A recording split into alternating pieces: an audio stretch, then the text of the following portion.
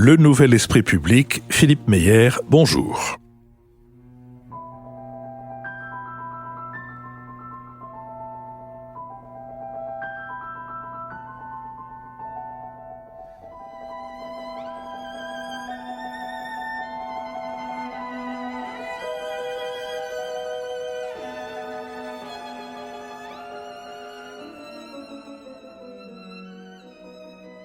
Bonjour, merci de nous avoir rejoints pour cette émission thématique qui sera consacrée aux questions de santé et pour laquelle nous recevons Jean de Kervoisdoué.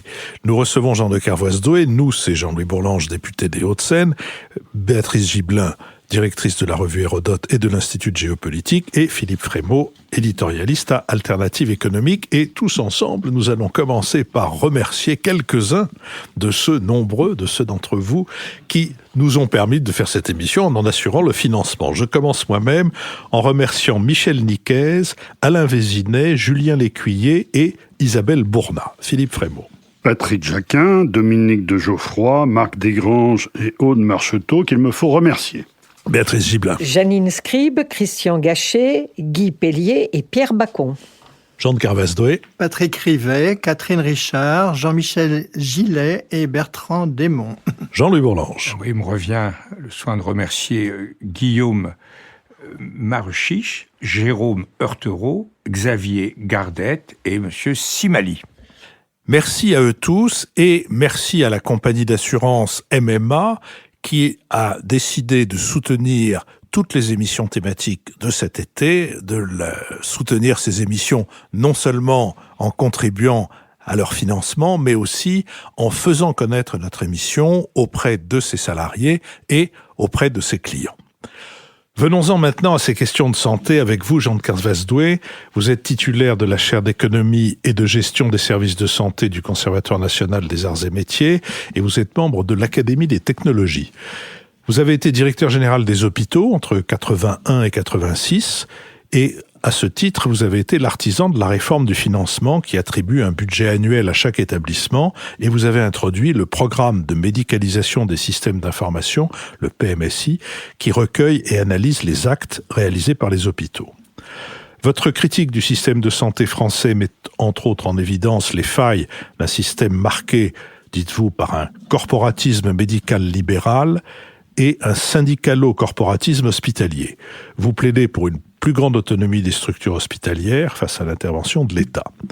En décembre dernier, la ministre de la Santé, Agnès Buzyn, déclarait à Libération « Sur l'hôpital, nous sommes arrivés au bout d'un système ». Et en effet, les hôpitaux publics auront connu un déficit historique d'1,5 milliard en 2017. La part de l'hôpital dans les dépenses totales de santé est passée à 40% en France, contre 29% en Allemagne, tandis qu'on estime à 25% des mêmes dépenses le coût des actes inutiles ou redondants. Les services hospitaliers auront été marqués ces derniers mois par de nombreux mouvements de grève engagés contre la baisse des moyens, la dégradation des conditions de travail et le manque d'effectifs constants. Pour faire face, la ministre s'est engagée à ne pas faire d'économies, mais à voir comment, avec le même montant de dépenses, on peut améliorer la qualité de vie des Français. 5 groupes de travail ont ainsi été créés afin d'étudier de mars à mai les différents défis du système de santé, dans l'optique de rendre une feuille de route détaillée des solutions avant l'été. Nous enregistrons cette émission avant que cette feuille de route ne soit remise. Parmi les pistes suivies, diminuer le renvoi systématique des patients vers les structures hospitalières en développant l'ambulatoire, mieux répartir les actes entre professionnels de santé et adopter une nouvelle tarification dite au parcours de soins. La ministre propose de réorganiser les hôpitaux de proximité au profit d'une gradation de soins, considérant qu'on ne peut maintenir des activités de haute technicité dans tous les lieux de proximité. Elle entend développer l'usage du numérique et permettre aux patients un meilleur suivi, une meilleure prise en charge et la possibilité d'évaluer son parcours de santé, et les données médicales des patients et leurs prescriptions seront dématérialisées et consultables en ligne, tandis que la télémédecine et les téléconsultations seront généralisées d'ici 2020. En matière de prévention, le Premier ministre Édouard Philippe a présenté 25 mesures afin de simplifier et de rendre plus lisible et plus efficace l'action publique. Au programme, lutte contre les addictions avec le remboursement des patchs nicotiniques, vaccination obligatoire élargie, généralisation des brevets de premier secours et de protection de la petite enfance, le tout aidé d'un nouveau bras armé pour la politique de prévention à travers le déploiement de 48 000 futurs médecins, sages-femmes et infirmiers chargés d'intervenir dans les collèges, les lycées, les prisons, les entreprises. Enfin, dans le cadre de la loi de financement de la sécurité sociale pour 2018, la ministre propose d'ajouter 1,8 milliard d'euros pour l'hôpital public en augmentant de 2,2% l'objectif national des dépenses d'assurance maladie. Partout ou presque, les hôpitaux français sont des lieux de soins de qualité et même des centres d'excellence, a déclaré la ministre. Telle n'est pas l'impression des patients et de leurs familles, notamment dans les établissements gérés par l'assistance publique de Paris, où manque parfois jusqu'aux fournitures les plus élémentaires. Et peut-être, Jean de Kervasdoué, faut-il commencer par cet aspect le plus trivial de des questions de la santé. Jean de Kervasdoué. Oui, comme toujours, c'est difficile de commencer. Je vais commencer par des choses ennuyeuses et simplement citer quelques chiffres. Alors, ce qui m'a beaucoup frappé pendant la campagne électorale, qui date maintenant de plus d'1 an, mais c'est que l'on a parlé de l'ISF, c'est 5,7 milliards d'euros. On a parlé de l'impôt sur le revenu des personnes physiques pour l'essentiel. On a tout petit peu parlé de la TVA. L'impôt sur le revenu, c'est 77 milliards d'euros.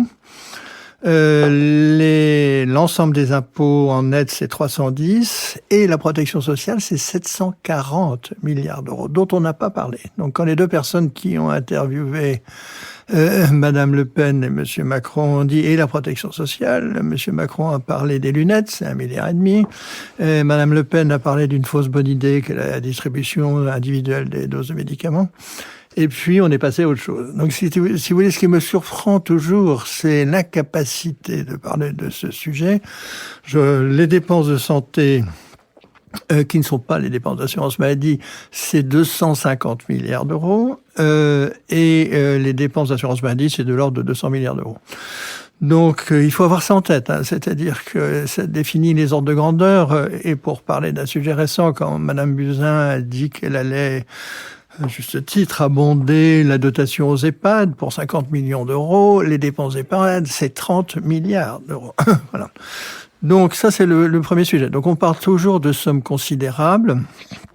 Et beaucoup de choses dont on parle aujourd'hui, c'est même pas la marge d'erreur. Donc le revenu de l'exit tax, qui doit être de 100 millions d'euros, l'erreur sur les dépenses d'assurance maladie, ça doit être autour d'1 milliard.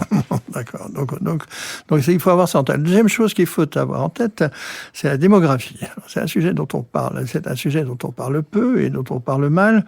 Mais comme on le sait, la pyramide des âges n'est plus une pyramide, mais une marmite.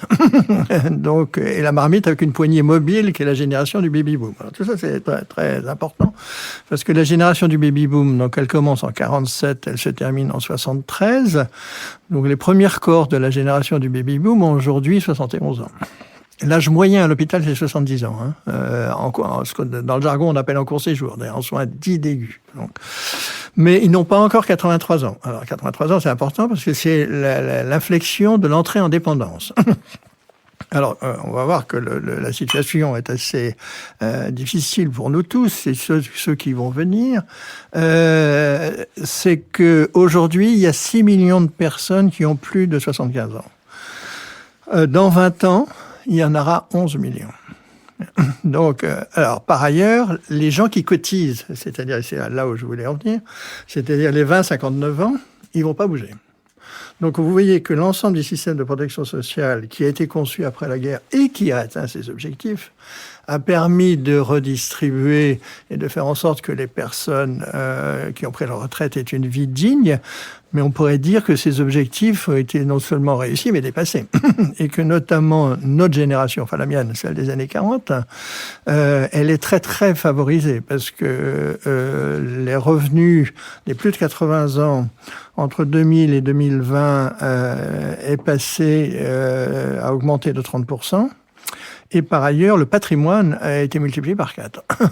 Et la génération des années 40, d'ailleurs, est unique et privilégiée dans la génération du XXe siècle, puisque ça commence à se détériorer un peu pour les années 50, un peu plus pour les années 60. Voilà, donc il faut avoir ça en tête.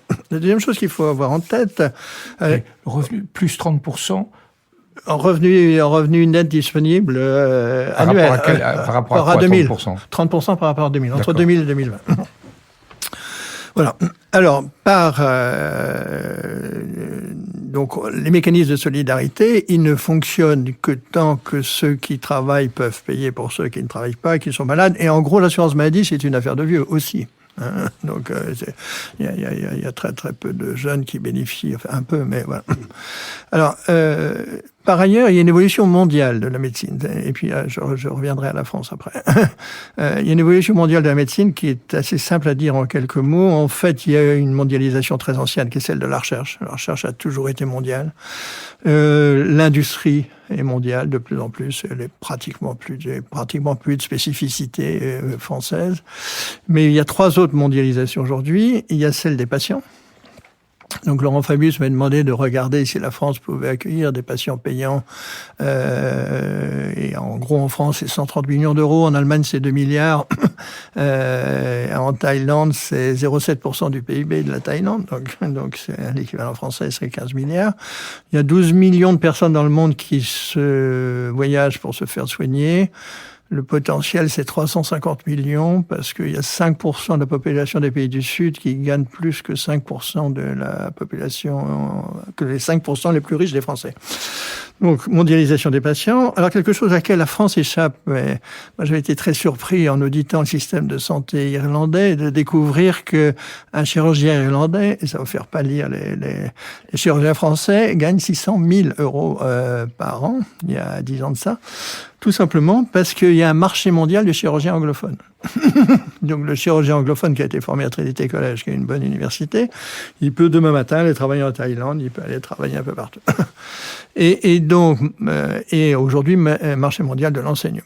Alors, la plus grande conséquence de ça, c'est qu'il y a aujourd'hui 700 000 nouveaux articles médicaux publiés chaque année dans les revues à comité de lecture. La déontologie médicale fait l'hypothèse que les médecins les ont lus. C'est 700 000 articles. Mais ça conduit à quelque chose que l'on constate tous, et tout le monde, tous ceux qui nous écoutent en auront des expériences personnelles, c'est que la médecine se spécialise. Bon, alors, toujours dans les années 40, il y avait des chirurgiens. Bon, les chirurgiens ont été remplacés par des chirurgiens spécialisés, donc les orthopédistes, les chirurgiens vasculaires, etc. Mais les chirurgiens orthopédistes n'existent plus. Il y a aujourd'hui des spécialistes de la main, des spécialistes du genou, des spécialistes du pied.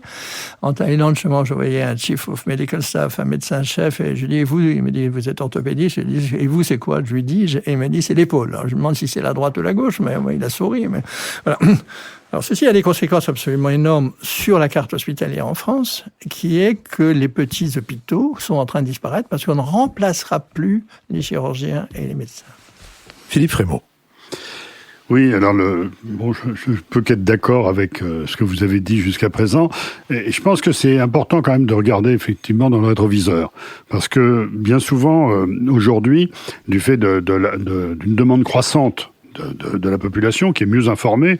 Je veux dire, on peut dire qu'à la crainte de la fatalité s'est substituée la peur de la négligence en matière de santé, et que donc, de fait, les gens ont l'impression qu'aujourd'hui, il y a un rationnement qui est finalement bien moindre que ce qu'il était il y a 30 ans ou il y a 40 ans, parce qu'il y a 30 ans ou il y a 40 ans, l'offre n'était pas au rendez-vous. Il faut quand même se souvenir que la protection sociale dans son ensemble, au début du septennat de Valéry Giscard d'Estaing, c'est 17% du PIB, et à la fin de ce même septennat, c'est 28. C'est-à-dire que le socialisme a été réalisé du temps de Giscard. C'est exact. Et ensuite, Dieu merci, François Mitterrand et Jean de Cardazoué ont mis bon ordre à cette évolution, puisque aujourd'hui, ça s'est stabilisé 33, autour de 32% du PIB. 32%, non, 32%, le dernier chiffre. J'ai juste regardé avant de venir. Et donc, mais tout ça va tout à fait dans le sens de ce que vous avez dit. Alors, c'est une bonne nouvelle d'un certain point de vue. On vit plus vieux, on est mieux soigné, et le jugement très négatif que vous avez porté sur la PHP, et c'est à Philippe Meyer que je m'adresse, je veux dire, chacun a parfois une expérience sur telle ou telle chose, mais globalement, la qualité de soins en France n'a jamais été aussi élevée aujourd'hui, et les conditions même d'accueil en termes d'hôtellerie sont bien meilleures qu'elles étaient il y a encore 10 ans ou il y a 20 ans. Mais je pense que la demande sociale, elle est toujours plus forte. Et puis, ça ne nie pas qu'il y a des problèmes ensuite d'inégalité d'accès aux soins. Enfin, on sait bien qu'il y a plein de problèmes dans le système. Mais face aux enjeux que vous soulevez, qui est à la fois le progrès médical continu, le vieillissement annoncé de la population, qui va à la fois coûter sur le système de retraite et coûter sur le système de soins, dans la mesure où aujourd'hui on est passé finalement du soin de pathologies bien identifiées à de plus en plus de logiques de chronicité et de dépendance qui sont des soins de longue période. On a des enjeux effectivement de comment arriver à faire mieux dans une enveloppe qui peut continuer à se développer. On peut choisir d'acheter moins de gros 4x4 et de consacrer plus d'argent à notre santé, mais on sait bien qu'on peut pas arriver à 100% du PIB. Voilà. Donc, comment arriver à faire mieux? Je crois que c'est un des enjeux du livre que vous venez de publier, c'est que de fait, on pourrait arriver à être mieux soigné. Pour moins cher. Pour moins cher. Alors, comment faire? Alors, assez vite. Nous avons avec un de mes amis qui est médecin normalien, et comme tous les normaliens, plutôt pas tout à fait normal, c'est-à-dire qu'il a une facilité intellectuelle absolument extraordinaire. L'école prétendue normale est réputée supérieure. C'est ça. Bon, et donc qui s'appelle Roland Cash, et donc nous avons recensé une vingtaine d'actions spécifiques, précises, où on pourrait économiser non pas 30%, mais de l'ordre de 8 milliards. Donc, alors, il faut rapporter ces 8 milliards par rapport aux 200 milliards des dépenses d'assurance maladie, pour la seule assurance maladie, dont 3 milliards et demi sur le médicament. Alors, il est clair qu'en France, si vous voulez, c'est une critique du précédent gouvernement, de ceux de M. Hollande, il s'est trompé de sujet. La vraie inégalité en France n'est pas celle de l'argent, celle de l'accès aux soins, quand on exclut les lunettes et les soins dentaires. La vraie inégalité, c'est que selon l'endroit où on est soigné, on ne reçoit pas les mêmes soins. Donc il y a une très très forte inégalité des soins, mais qui est incroyable. Et c'est un sujet qui me passionne et qui nous passionnera tous, je pense, du point de vue de l'économie politique. C'est comment se fait-il qu'avec le même savoir, le même système de régulation, les mêmes systèmes de contrôle, la probabilité d'être transplanté quand on a une insuffisance rénale en phase terminale est 3 fois supérieure à Nantes de ce qu'elle est à Strasbourg. Voilà.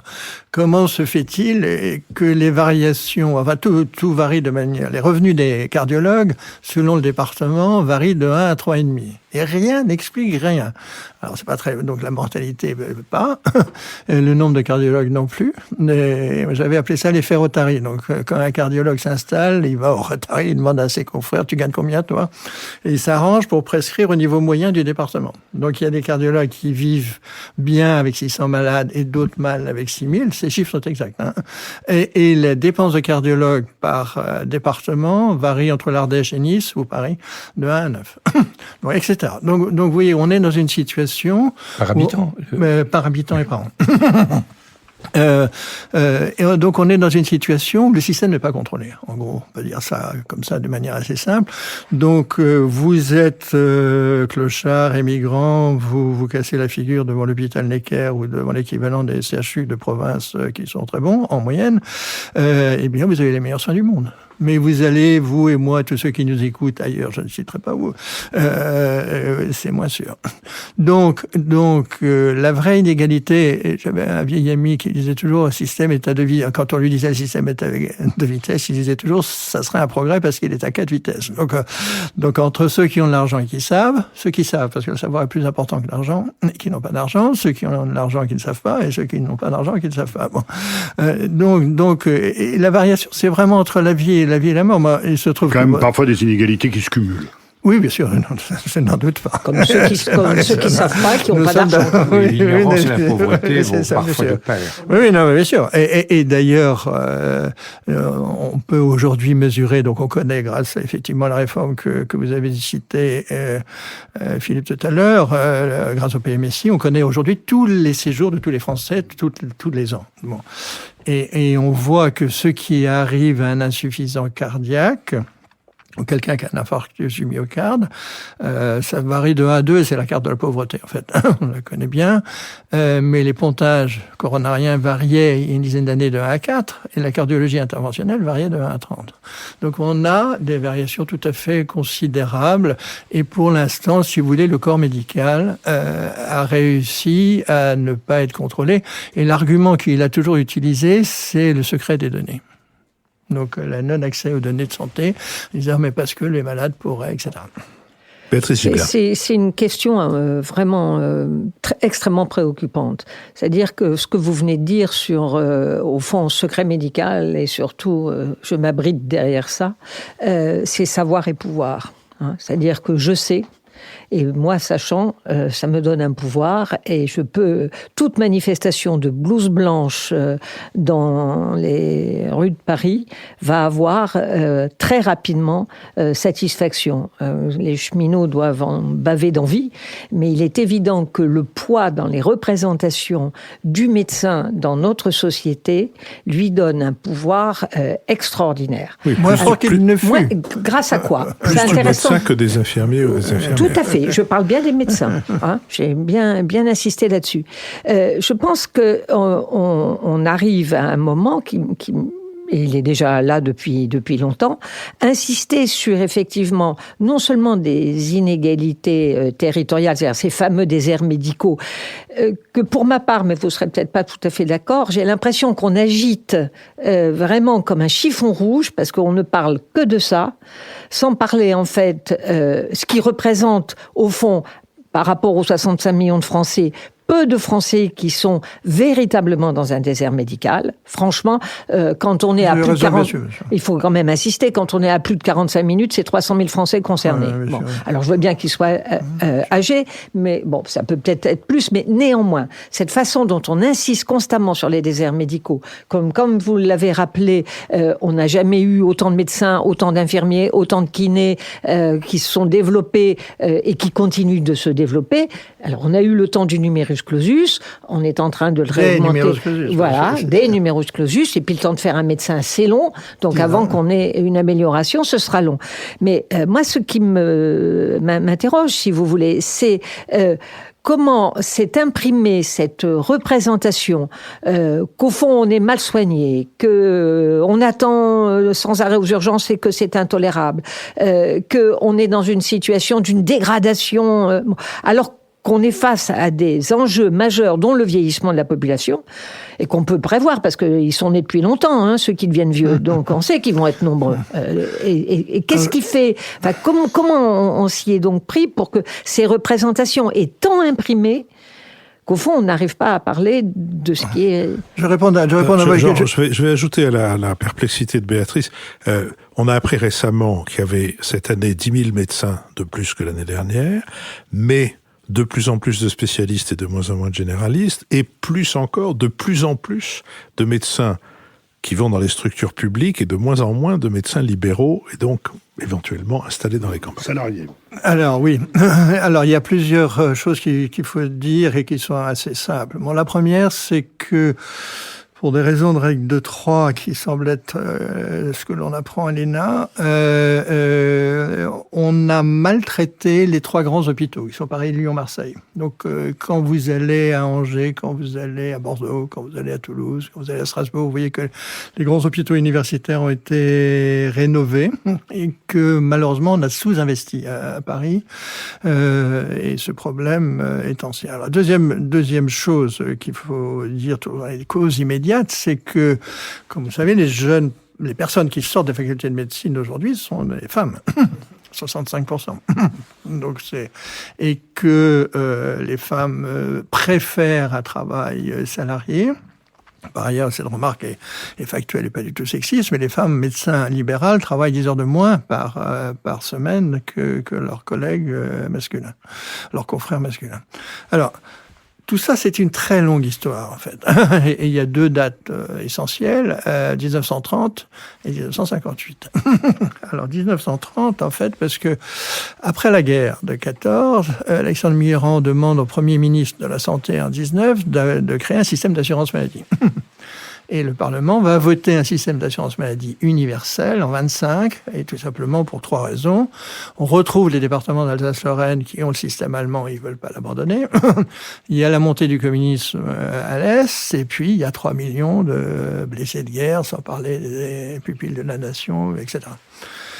Et alors, bien entendu, nos ancêtres qui n'étaient pas plus idiots que nous savent qu'il n'y a pas d'assurance sans tarif opposable. Donc on va discuter du montant des tarifs. Bon. Là-dessus, les patrons parisiens, lyonnais et montpelliérains vont inventer les principes de la médecine libérale, qui n'est pas plus libérale que moi je suis pas. Et sur ce va se créer la CSMF, le syndicat médico français, en 27, sur ces principes, qui va faire reculer le gouvernement 2 fois, une fois en 28 et une fois en 30. En fait, l'assurance maladie en France, elle n'a pas été créée en 45, elle a été créée en 30. Donc tous les systèmes de paiement... C'est une... oui, c'est ça. Oui. Ça a été créé en 30. Et alors, quand j'ai vu certains ministres qui recommandent, parce que ce débat, on le mène depuis 1930, hein, donc tarif opposable, bon, bref. Et il est clair, pour dire les choses brièvement, il y a 3 manières de payer les médecins. Il y a le paiement à l'acte. Mais la question, c'est qu'est-ce que c'est qu'un acte? C'est pas aussi facile que ça. Est-ce que c'est la même chose si le médecin a 60 ans, s'il a fait de la formation continue, ou si c'est... Enfin bref, qu'est-ce que c'est qu'un acte? Il y a le salariat. Mais qui dit salariat ne veut pas dire nécessairement salaire identique. C'est un des problèmes des hôpitaux publics, parce qu'on paye un biologiste et un réanimateur de la même façon. Et puis, il y a le système que je prône depuis très longtemps et qui est celui de l'Europe du Nord pour les généralistes, qui est celui du forfait annuel. Donc, c'est un système libéral, on appelle ça dans le jargon la capitation, un capita, la tête. Donc, vous choisissez, supposez que je vous choisisse, Philippe, comme mon médecin, ou comme j'ai 73 ans, vous allez recevoir une somme forfaitaire que je vous vois, que je ne vous vois pas. Les moyennes font les moyennes, et donc il y a des gens qui vont vous voir beaucoup, d'autres qui vont vous voir peu. En revanche, vous serez payé à l'acte si vous vous déplacez le soir. C'est modulé selon l'âge. Oui. Et le sexe. Et aussi les maladies longue durée. Bien. Alors, on sait que ça marche bien. Parce que un généraliste, il prescrit 4 fois ces honoraires. Or, avec les systèmes à capitation, il ne prescrit plus que 2 fois. Donc, on peut très bien augmenter substantiellement, parce qu'un des sujets, c'est quand même le bas niveau du paiement à l'acte, hein, donc 23 ou 24 euros.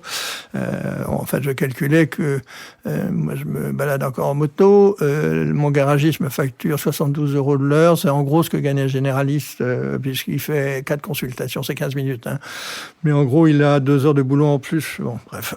Donc, tout ça n'est pas raisonnable. Donc, on a laissé dériver le système, et par ailleurs, on a formé en France, et c'est 58, les généralistes par défaut. Le système français, moi, c'est une très vieille histoire, j'étais au Royal College. Et on les sous-paye. Et on les sous-paye. Et j'étais au Royal College il y a 25 ans à Londres. Et de manière très intéressante, d'ailleurs, les Anglais avaient envoyé 2 étudiantes en médecine anglaise en France, et 2 étudiantes, c'est des femmes dans les 2 cas, en Royaume-Uni. Et les étudiantes anglaises disaient, écoutez, vous formez très très bien vos spécialistes, mais vous formez très mal vos généralistes. Alors ça, c'est la réforme de Bray, le grand-père de 58, qui a fait une hypothèse que lui-même a critiquée. Dans un texte formidable d'ailleurs de 72, c'est qu'on fait l'hypothèse que l'ensemble pratique hospitalière, l'ensemble recherche et l'ensemble enseignement se recoupent totalement. Alors, se recoupent partiellement. Mais il est clair qu'on ne forme pas correctement les médecins généralistes et que aujourd'hui, cela pose énormément de questions, et notamment comment les généralistes ont accès au savoir. Donc, depuis 20 ans, je suggère aux ministres, les uns après les autres, de créer, alors on va dire les choses simplement, c'est un peu plus compliqué que ça, mais un Google médical. Donc, de passer un accord avec les sociétés savantes qui vont codifier en français le savoir médical. Alors, c'est très important du point de vue, c'est pas très cher, c'est de l'ordre de 100 à 150 millions. Pour nous, enfin, le secteur de la santé, c'est pas beaucoup d'argent. Ce que vous avez dit tout à l'heure, on est blindé. Donc voilà, enfin, et ça mettrait plusieurs années, mais si vous voulez, alors ça existe aux États-Unis, il y a une boîte qui s'appelle UpToDate qui a fait ça, et qui donc, vous tapez sur votre ordinateur grossesse arythmie, et vous voyez apparaître donc une page et demie, puis ensuite 5 pages, puis toutes les références. Alors, c'est très très important, c'est très utile, ça serait très positif pour tous les médecins, simplement ça ne se fait pas. Donc on a une autorité de santé qui publie des recommandations, et juste pour vous étonner, il y en a 20% des médecins qui les reçoivent et peut-être 5% qui les lisent. Jean-Louis Bourlanges. Oui, vous avez donné des chiffres qui donnaient le tournis, et en même temps, il y a toujours dans vos livres et dans vos propos, cher Jean, il y a toujours un optimisme fondamental qui est de dire, en fait, tout ça, il y a du gâchis, il y a une mauvaise utilisation, on peut optimiser la dépense, mais quand même. Je suis frappé. Est-ce que c'est simplement parce qu'on cache les données sous le manteau du secret médical? Je trouve qu'il y a quand même des choses, et j'aimerais bien que vous fassiez la part entre cela et les cas de mauvaise gestion.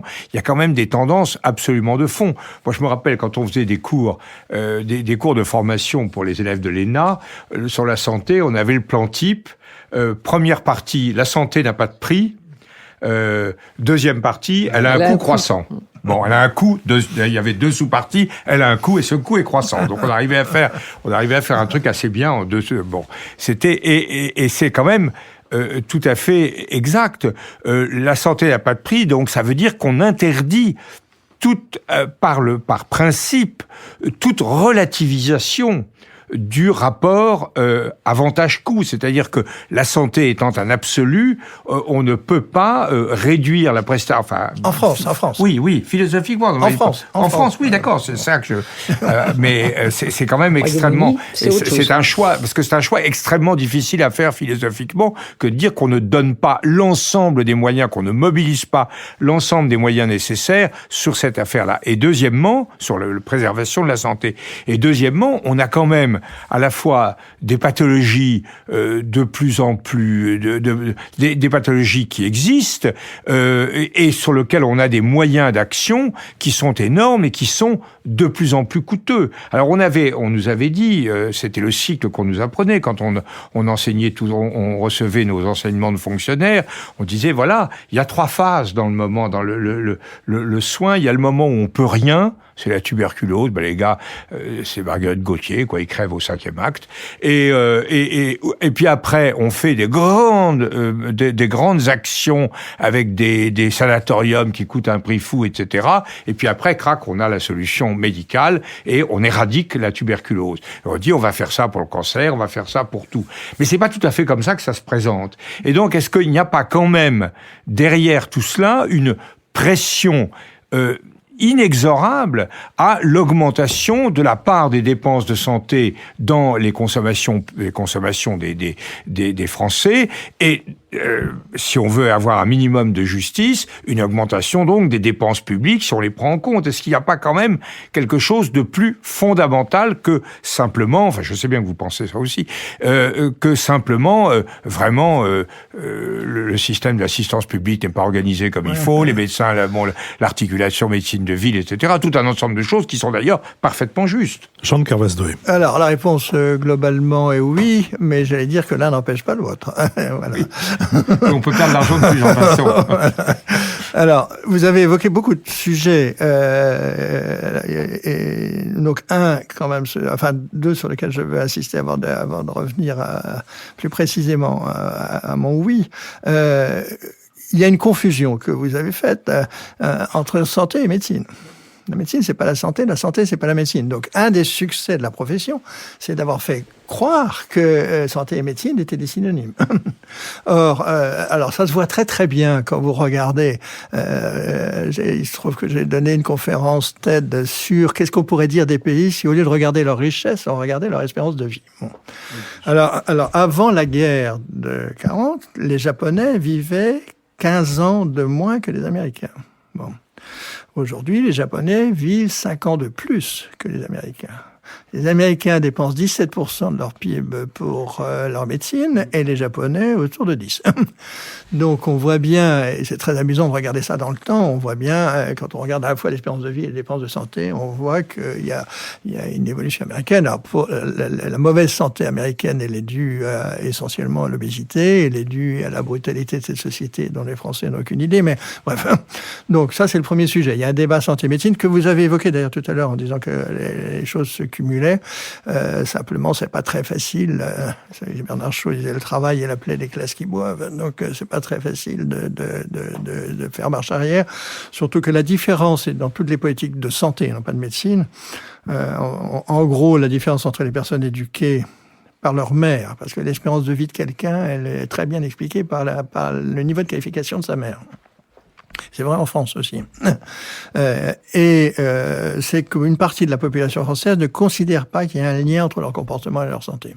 Donc, et c'est pour ça qu'on a 50% de la population qui passe au travers des dépistages du cancer du sein, par exemple. Bref. Alors ça, c'est la première remarque. La deuxième remarque, est-ce que le système français est rationné? La réponse est oui. Bien entendu, tout est rationné. Numerus clausus, l'installation de pharmacies, le nombre de lits hospitaliers, enfin bon, bref. Et pour aussi une citation historique, la réforme de Sarkozy, très curieusement, sur l'hôpital, c'est une réforme soviétique. Donc, Sarkozy, c'est pas une critique de personne, mais le président de la République a dit, écoutez, il faut un chef à l'hôpital. La réponse est oui. Le problème, c'est qu'il s'est choisi comme chef. Donc, travailler plus pour gagner plus, c'était staccanoviste, déjà. On peut dire ça comme ça, mais donc, il y a un lien direct entre le président de la République, la ministre ou le ministre de la Santé, les directeurs d'agences régionales et les médecins. Donc, quand vous expliquez à un étranger que le cardiologue d'Avignon, il est nommé par un bureau à Paris, et il vous dit, ça marche ton truc, je dis oui, mais c'est très cher. Donc, il est clair qu'on a un système très centralisé et paradoxalement aussi un système corporatiste. C'est-à-dire que dans les hôpitaux américains, le Chief of Medical Staff, il est nommé par l'institution. Il n'est pas élu. Donc nous, on a la bureaucratie qui n'arrive pas vraiment à gérer une confusion entre le rôle de l'État et le rôle de l'hôpital. Et puis cette incontinence bureaucratique. J'avais compté que seulement pour la réglementation incendie, il y avait 47 familles de règlements. Alors juste pour vous donner, je me suis occupé d'un hôpital à Paris là un petit peu plus pendant 1 an l'année passée. Et un jour, donc, je me balade dans cet hôpital et je reçois les portes coupe-feu dans la figure. En passant, paf.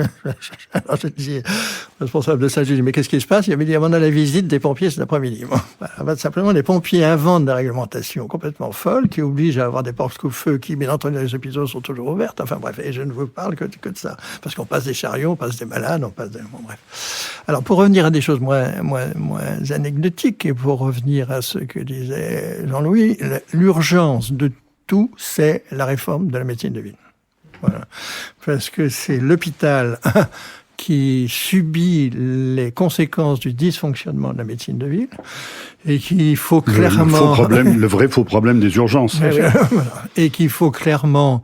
Alors on tourne, comme toujours en France, autour des bonnes idées, mais sans jamais leur donner la mesure qu'elles devraient avoir, de l'idée de la maison médicalisée, c'est-à-dire une institution dans laquelle il y a une dizaine de médecins généralistes, une vingtaine ou une trentaine d'infirmières, des kinés, un peu de radio, et que ces institutions soient ouvertes 24 heures sur 24, que la nuit, il y ait des chauffeurs pour accompagner les médecins. Le matériel d'analyse, comme en Allemagne, voilà. Pour les analyses simples. Et comment c'est compatible avec votre système de capitation? C'est comme ça que ça marche, c'est-à-dire que j'ai tant de malades dans ma zone d'attraction et donc ils payent. Et alors il y a un problème fiscal et des problèmes juridiques. Non, une des choses bien qui a été faite récemment, c'est que il faut absolument, et je pense que ça va se faire, enfin Madame Buzyn s'y intéresse, et le président de l'Ordre hier m'a dit qu'il n'était pas contre, c'est qu'entre la profession d'infirmière et la profession de médecin, on va avoir des infirmières de pratique avancée, qui est un nom terrible d'ailleurs.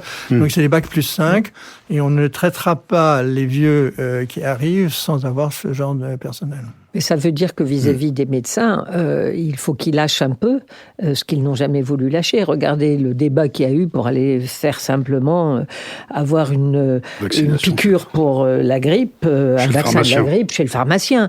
Bon, c'est aussi une défense de chasse gardée de la part. Alors peut-être qu'il s'agit de médecins plus âgés et qu'avec le temps, cette attitude disparaîtra. Mais on a un corporatisme qui est d'une violence. Oui, mais les choses évoluent. Oui, peut-être. D'accord. Oui, les choses évoluent un peu.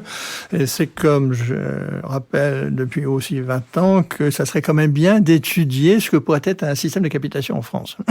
Parce que les Danois ont fait ça dans les débuts des années 80, les Anglais depuis toujours, mais aux États-Unis, une partie des médecins sont payés comme ça. Mais on n'a pas le début du commencement d'une étude, avec des sujets techniques. Par exemple, je choisis Jean-Louis Bourlange comme mon médecin. Est-ce qu'il peut me refuser? Est-ce qu'il peut me refuser? Il vaut mieux d'aller chez un armurier. Voilà. Donc il y a toute une série de sujets où, faute de débat public, si vous voulez, ce qui est fascinant, c'est on a vu le temps qu'on a mis en France pour traiter ou comprendre les problèmes des retraites. Et moi, mon inquiétude, et je vous remercie tous de m'inviter pour parler de ça, c'est que la question du système de santé en France, elle est plus compliquée que celle des retraites, et elle n'est pas évoquée. Elle n'est pas évoquée. Ou elle est évoquée par des choses très simplistes qui sont les déserts médicaux, sachant qu'en plus, il y a deux types de déserts médicaux. Bien sûr. Parce qu'il y a les déserts médicaux de la Seine-Saint-Denis qui ne sont pas du tout les mêmes que les déserts médicaux que ceux de la Creuse. Et non, absolument pas les mêmes causes. Oui, merci de le dire. D'ailleurs, une des difficultés de saisir la question des déserts médicaux, c'est que de fait, les statistiques de santé sont des statistiques qui ne parlent que de la dépense qui a été révélée. Et la question, c'est effectivement la non-demande. L'addiction, effectivement, la non-demande. Donc, quand vous mesurez dans les statistiques la consommation de soins et de biens médicaux, que font les comptes de la santé, elle ne dit rien de la personne qui habite dans la Nièvre et qui, de fait, ne trouvera pas... parce qu'il y a un seul dermatologue dans toute la Nièvre aujourd'hui. Manque de peau, oui, pardon. Ouais. Donc, vous voyez, et là, je veux dire, c'est pas une question d'être à 45 minutes, à 1 heure. La question, c'est est-ce que cette personne-là va avoir la pensée d'aller voir la personne qui lui permettra de traiter de manière précoce son mélanome ou pas. Alors que maintenant, on peut en guérir, ce qui n'était pas le cas il y a 20 ans. Maintenant, on peut en guérir, mais je veux dire, si vous n'avez pas de dermatologue sous la main, c'est compliqué. Et là, le généraliste ne vous dit pas d'aller voir le dermatologue. La vraie difficulté du système de soins, du point de vue des inégalités, c'est qu'une fois que vous êtes rentré dans le système de soins, tout est piloté par l'offre. Et là, il y a tout un enjeu, effectivement, d'organisation industrielle du système, sur lequel vous avez dit plein de choses très juste, et vous pourriez encore en dire pendant des heures et des heures. Mais en revanche, la décision d'entrer dans le système de soins, sauf urgence évidente, sauf accident, etc., dépend du patient. Et là, il y a effectivement une question d'information. Pour illustrer la gravité, ou l'importance, et l'importance et la gravité, l'importance d'abord de ce que vous dites, c'est que je ne suis pas allé au bout de mon raisonnement des 700 000 articles tout à l'heure. Donc, en 50, il y avait 12 spécialités médico-chirurgicales. Aujourd'hui, les facultés de médecine françaises en reconnaissent 58. L'American Medical Association en reconnaît 220. Et la réalité, c'est plutôt autour de 150. Si vous n'allez pas très loin d'ici, à la Pitié-Salpêtrière, il y a un excellent service de neurocancérologie, spécialité qui n'existe pas, entre guillemets. Et si vous allez voir cet excellent service et que vous avez le malheur d'avoir une métastase cérébrale, il vous dit non, ça, moi, c'est pas vraiment mon truc, je m'intéresse uniquement aux tumeurs primaires. Alors, donc aujourd'hui, il y a de l'ordre de 200 spécialités. Il y a aussi de l'ordre de 200 métiers. Les kinés, les infirmières, les rééducateurs, enfin bon. À l'hôpital, il y en a 190, ils sont pas tous santé, parce qu'il y a des cuisiniers, il y a des... Bon, bref. Mais si vous prenez les métiers du médico-social, ça fait 200. Donc 200 par 200, ça fait 40 000. Bon. Et on voit que le système du paiement à l'acte, il ne paye qu'une des cases de ces 40 000. Bon.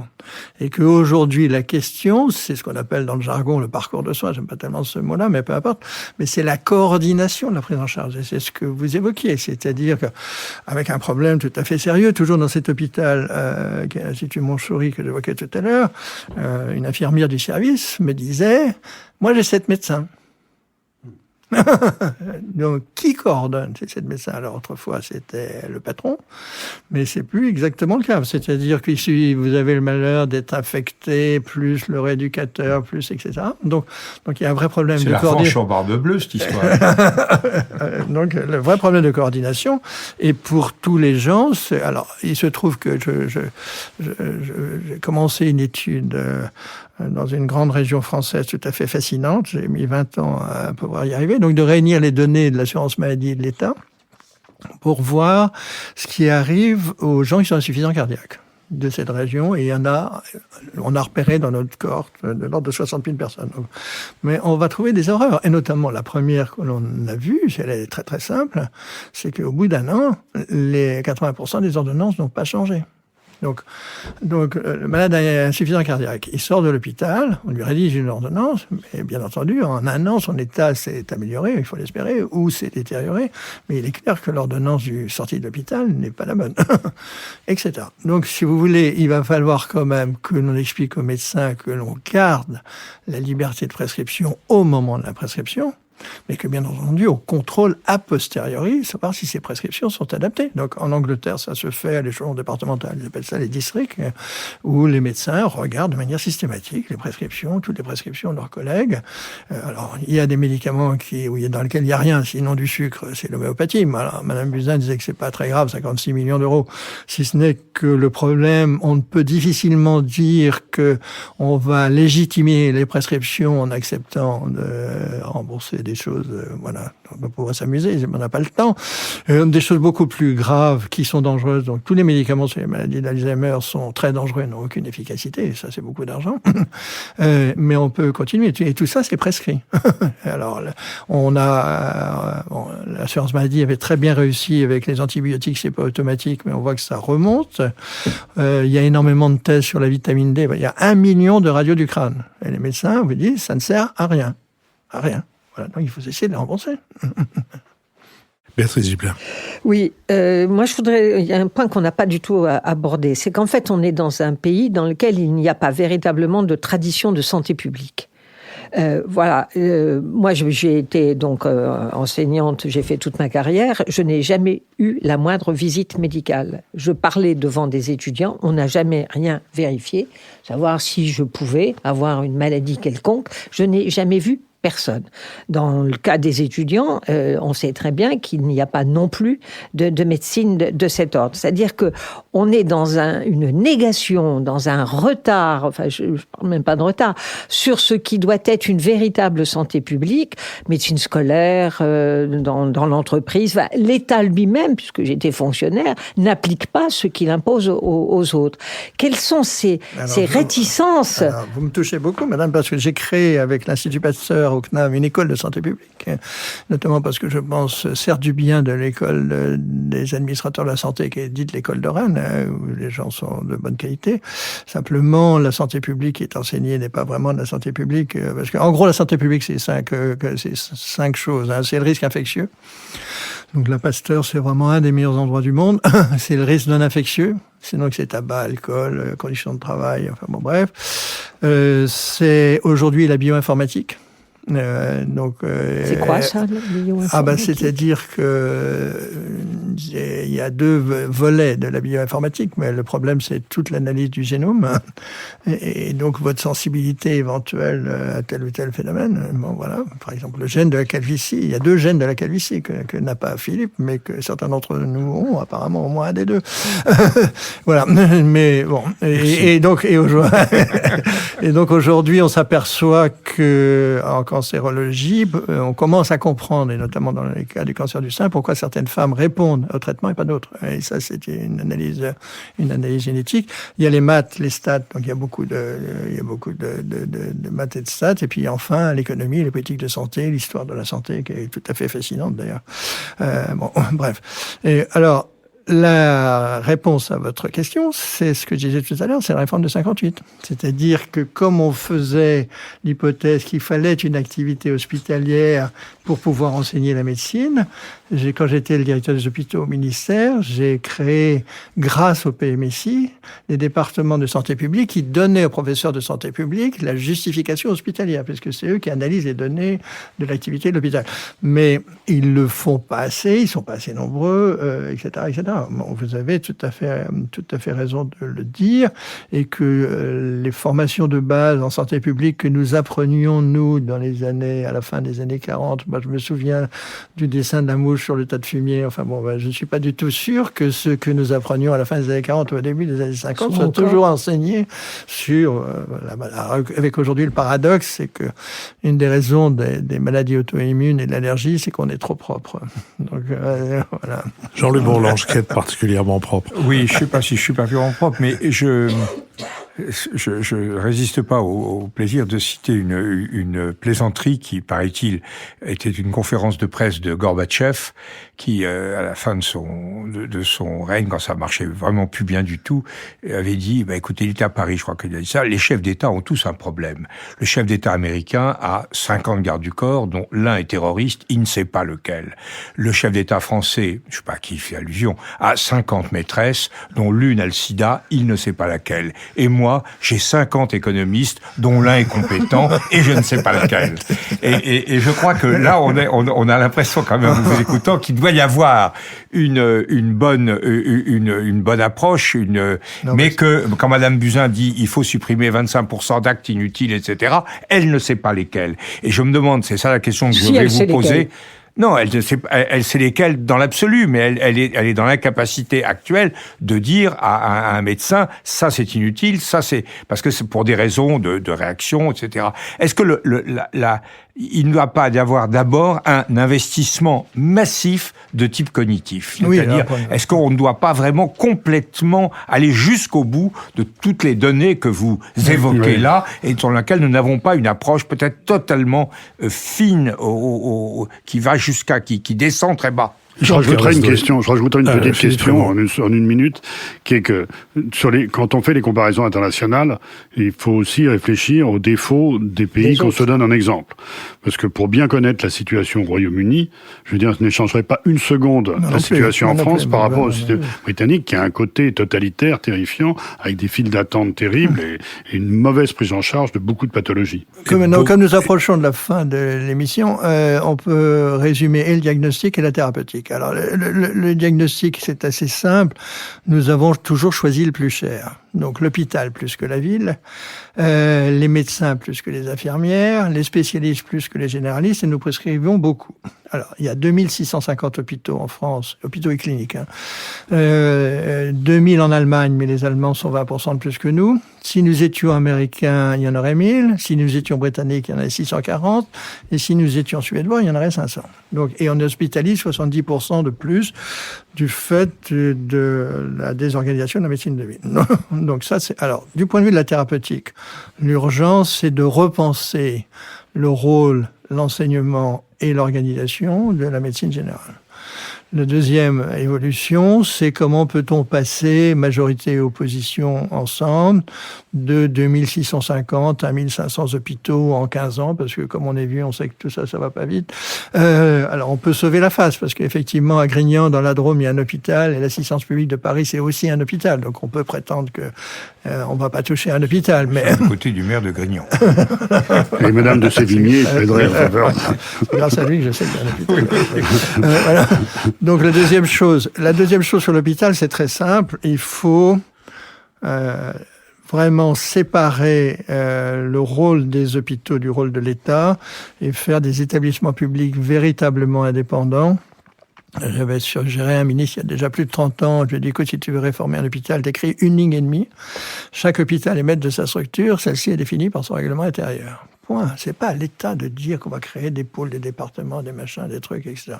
Et donc, on crée un établissement public dont le président est un vrai président du conseil d'administration, qui n'est pas élu depuis au moins 10 ans, qui a la responsabilité civile et pénale, et qui nomme le médecin-chef, le directeur et l'infirmière générale. Bien. Et troisièmement, il faut bien entendu contrôler les pratiques cliniques et permettre de coordonner la prise en charge. Et il n'y a que 2 systèmes au monde. Soit le système britannique, où c'est le généraliste qui fait ça, soit le système américain qui se développe, où c'est une entité extérieure, qu'on appelle un réseau de soins, qui va contracter avec les hospitaliers et les généralistes pour suivre le parcours du patient. Oui, mais sur la question... Pardon, Philippe Frébault, vous vouliez dire quelque chose ? Non, sur la question que posait Jean-Louis, Madame Buzyn sait quels sont les 25% de dépenses inutiles, mais elle ne peut pas, je pense, Jean-Louis voulait dire, politiquement, elle ne peut pas. Et la question que je pose, c'est est-ce que vraiment elle sait ? Supposons que politiquement elle puisse... Alors, Madame Buzyn était marquée par quelque chose qu'elle a fait quand elle a été la directrice générale de l'INCa, c'est qu'elle a regardé... Redites-nous ce qu'est l'INCa, parce que... l'Institut national de cancer. Oui. Il y a un A qu'on ne sait jamais. confondre avec l'ANCa. C'est qu'elle a regardé comment étaient prises en charge les femmes qui avaient un cancer du sein, de phase 1, sans métastase, enfin bon bref. Et elle a fait regarder si les pratiques réelles suivaient la recommandation internationale. Et la réponse est oui, dans les CHU et les centres de lutte contre le cancer, souvent dans les hôpitaux publics, dans les cliniques privées, il y a le meilleur, mais il y a aussi le pire, avec des variations terribles, parce qu'elles sont très très lourdes de conséquences, ablation du sein, irradiation, enfin, etc., qui n'étaient pas recommandées et nécessaires dans le cas précis. Donc elle est tout à fait consciente qu'il va falloir faire ça, mais ça veut dire faire quelque chose qui, pour l'instant, n'a pas été fait, c'est contrôlé. Donc le savoir, on a les bases de données, au moins en partie, grâce à ce qu'on appelle le SNIRAM, parce que le remboursement de l'assurance maladie, et on a des bases de données plus précises à l'hôpital et qu'est le PMSI, on sait exactement tout ce qui a été fait. Donc on peut commencer à s'en servir, mais il va falloir rendre ça légitime et que la population comprenne qu'on fait ça dans son intérêt. Les gens pensent que, la proximité, c'est une qualité, un atout, oui, merci.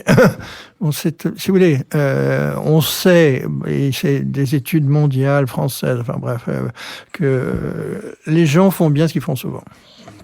Et que quand vous pensez le seuil des accouchements, c'est 300. Bon, pour avoir une maternité, il faut au moins 5 sages-femmes. Il en faut plutôt 7.